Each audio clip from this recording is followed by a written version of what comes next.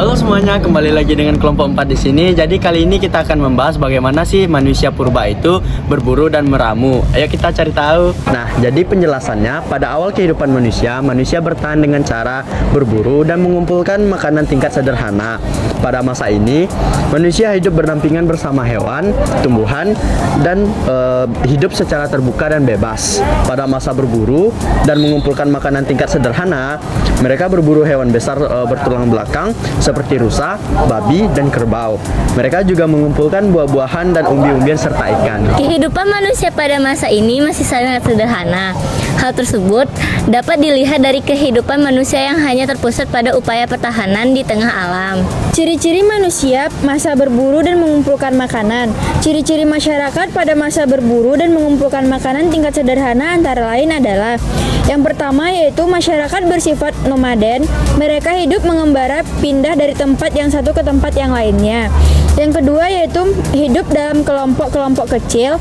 Yang ketiga yaitu memenuhi kebutuhan dengan berburu dan mengumpulkan makanan yang ada di sekitarnya. Berdasarkan ciri-ciri di atas, kehidupan pada masa berburu dan mengumpulkan makanan tingkat sederhana di berbagai biang sebagai berikut. Keadaan lingkungan. Untuk menghindari dari panas, hujan, dan bahaya hewan buas, manusia masa berburu dan mengumpulkan makanan akan tinggal di dalam gua atau sarang di atas pohon. Mereka akan mencari lokasi yang dekat dengan aliran sungai di tepi danau atau pantai. Manusia pada masa ini mendapatkan bahan makanan secara langsung dari alam, baik dengan berburu maupun dengan alam dengan mengambil kehidupan sosial. Pada masa ini, manusia menjalankan kehidupannya dengan berpindah-pindah atau tidak menetap. Manusia pada masa berburu dan mengumpulkan makanan tingkat sederhana hidup secara berkelompok yang tersusun dari keluarga-keluarga kecil. Anggota kelompok laki-laki melakukan perburuan, sementara kelompok perempuan mengumpulkan makanan dan tumbuh-tumbuhan serta hewan-hewan kecil.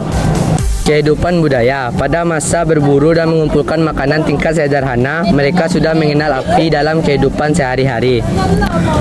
Api menjadi hal penting bagi kehidupan mereka karena digunakan untuk meramu makanan, percayaan di malam hari, dan mengembangkan teknologi. Pada masa ini, manusia sudah mampu membuat alat-alat sederhana dari batu, tulang, dan kayu, meskipun masih berbentuk kasar.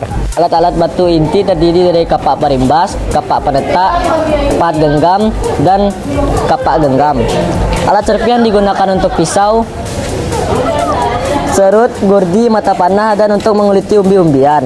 Alat serpi dibuat dengan cara memukul bongkahan batu menjadi serpihan-serpihan kecil berbentuk segitiga, trapesium, atau setengah bulat. Alat ini tidak dikerjakan lebih lanjut dan digunakan untuk alat pemotong. Alat serpi yang dikerjakan lagi menjadi panah dan ujung tombak. Pada zaman ini, secara arkeologis disebut dengan zaman Paleolitikum. Zaman Paleolitikum dapat dibedakan menjadi dua kebudayaan, yaitu kebudayaan Pacitan dan kebudayaan Ngandong. Berikut penjelasannya.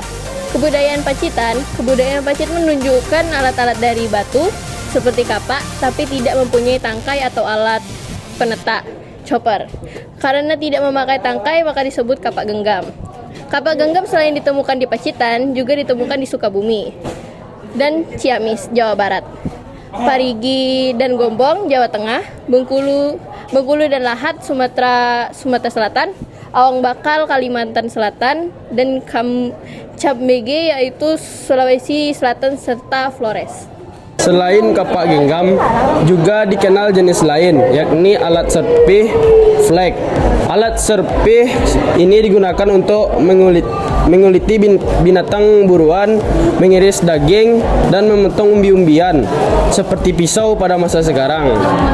Alat ini banyak ditemukan di Jawa, Sulawesi Selatan, dan Sumatera Selatan. Baiklah, sekian dari kami tentang bagaimana penjelasan manusia purba berburu dan meramu. Sekian, terima kasih.